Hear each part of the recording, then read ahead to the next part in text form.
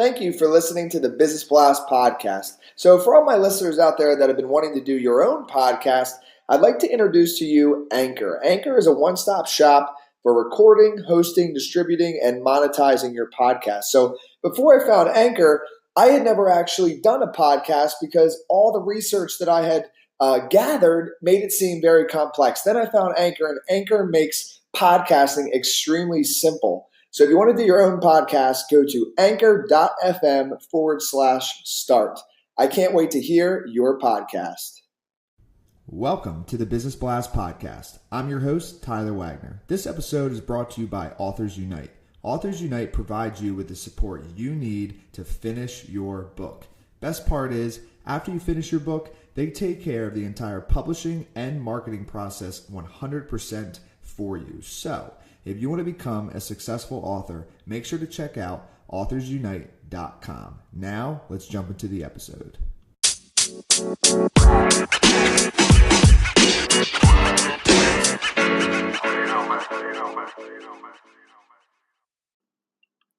All right, everyone. Welcome back to another episode of the Business Blast podcast. I'm your host, Tyler Wagner.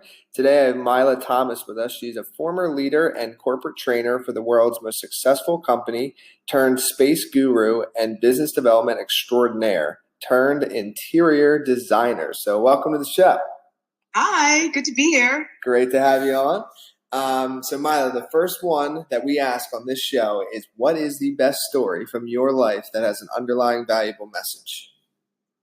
Okay, so I would say maybe a year and a half ago, I was sort of in this kind of question mark phase of my life, kind of wondering what my purpose was, what I wanted to do. And so I pulled a classic Eat, Pray, Love move, and I went to Israel for a month. And during that time, I just set an intention when I was over there that I really wanted to discover what I was kind of made to do. And at the time I was working for a consulting firm. I was doing business development, writing proposals, really kind of facilitating a lot and kind of getting people into our space for corporate meetings, and just felt like I was starting to get a little antsy about my life, that I wasn't doing what I was supposed to do. And so I took this trip to Israel, had the time of my life. And it's interesting because when I was over there, I felt like interior design was popping out the entire time. I met so many people over there who were architects and designers. And the funny thing about it is,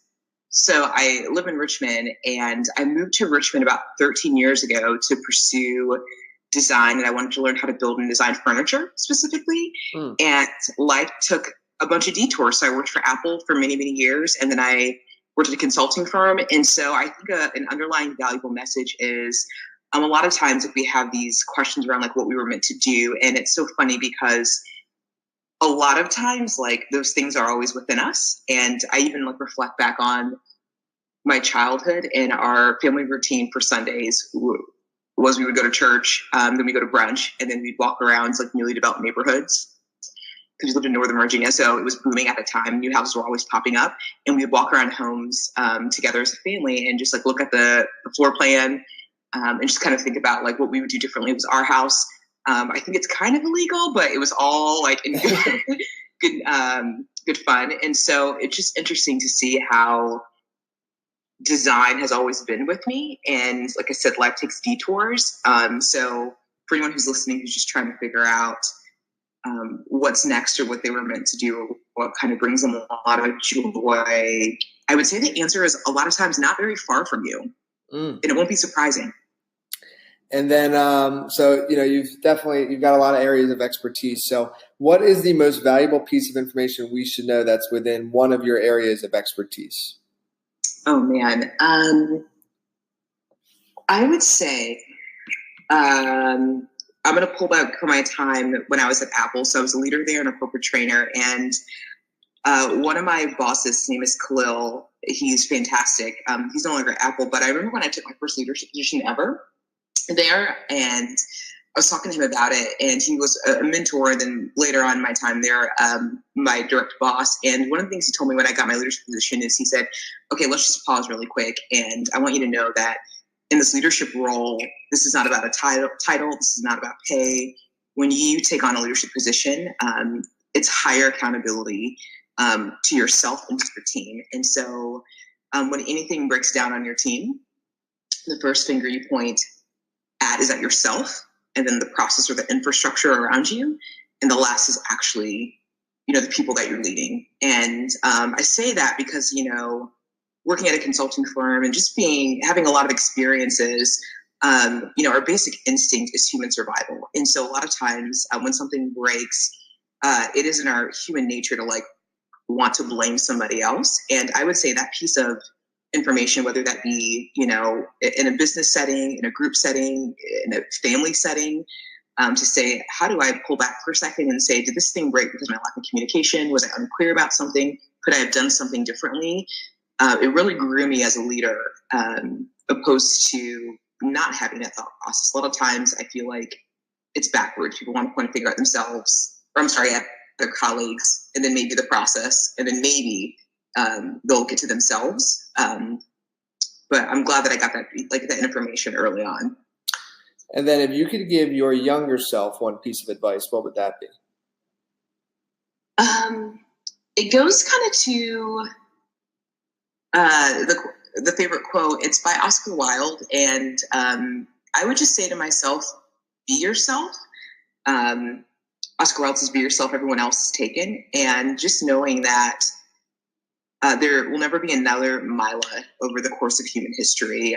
So from the beginning of time to the end of time, there's none other me, none other you, another person who's listening to this that exists in this time frame with this context, with this experience. And so I think we live in a time where we see other people's lives on display, and not playing a game of comparison, which is very dangerous, but really doing the hard work and figuring out our unique offering and how that can show up in the context in which we're living.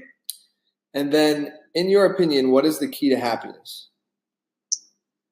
Okay, I would say I want to be really transparent. So I'm a Christian, and a lot of my joy, not necessarily happiness. I feel like happiness sometimes can be circumstantial, but a lot of the joy that I experience comes from being known and loved by a wider friend group and within my faith, and then also knowing that I was designed for a specific reason. And then what is the best book that you've read, and what was the number one thing you learned from that?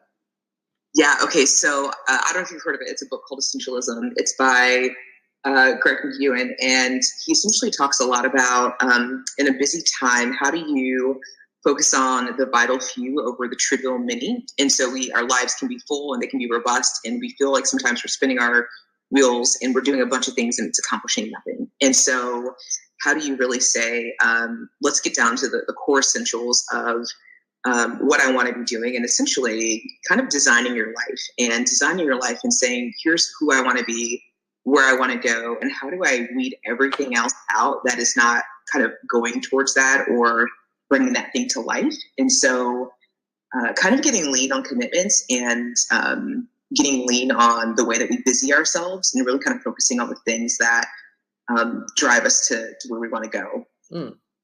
And then you may have already said it, but if you want to repeat it for us, your favorite quote and why?